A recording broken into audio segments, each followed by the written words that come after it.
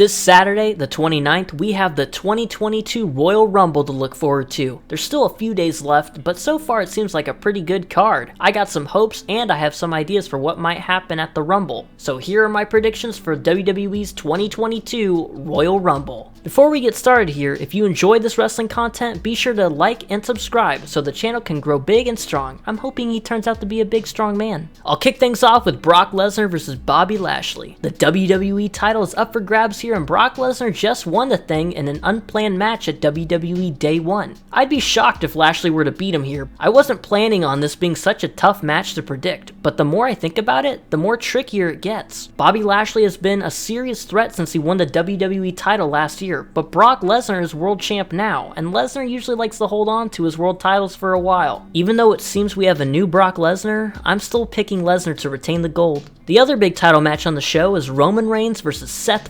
freaking Rollins for the Universal Championship. There's no way Roman is dropping the Universal title yet, let alone before WrestleMania. Although Seth Rollins won't be an easy task for the head of the table, Rollins is not even on SmackDown. Why the hell are they even having this match? They're on two different shows. Regardless, with the Usos banned from ringside, I still think Roman Reigns will have no problem keeping the Universal title. Becky Lynch will be defending her Raw Women's Championship against Dewdrop. Why are they still calling her that? I don't know. Either way, this is probably the easiest match to predict, because I don't feel like Dewdrop has been built up as a big enough threat, at least on Raw that is. I know she's amazing, but so far it hasn't been showcased well enough. Big time Bex for the win. Then we have a mixed tag team match with Edge and his wife Beth Phoenix going up against The Miz and his wife Maurice. This has probably been the longest current feud going, which is fine because they're still keeping it pretty interesting. A part of me feels like we're gonna get a simple feel-good win for Edge and Beth Phoenix, but Miz and Maurice have been a couple steps ahead of the Grit couple. Plus, with the 50-50 booking WWE loves to do, since Miz lost at Day 1, this could be where him and Maurice get the dub. I'm going with my gut though and picking Edge and Beth Phoenix.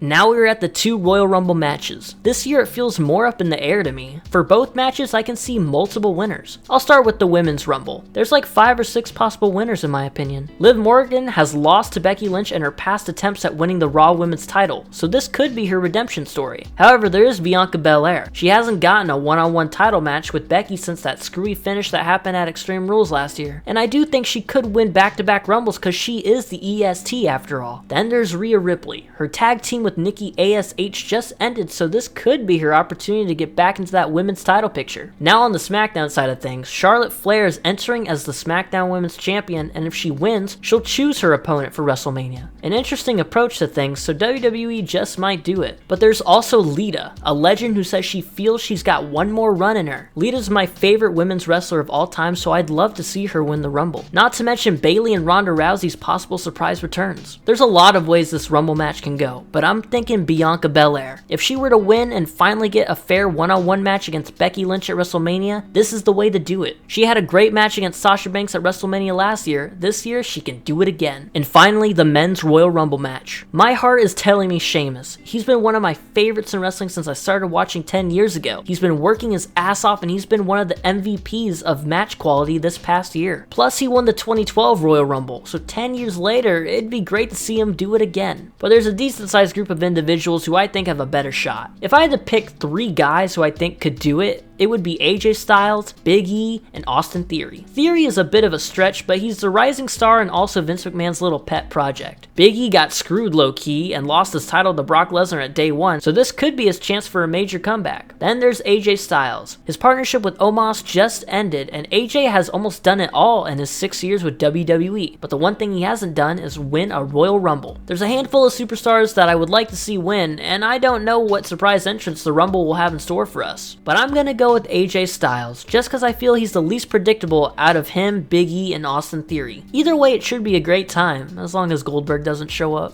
Hope you all enjoyed this little video. Let me know who you think will win these matches. I love to hear what other people's predictions are. Make sure you hit that like button and subscribe to the channel. Enjoy the Royal Rumble, and let's hope it's a good one. Bye-bye.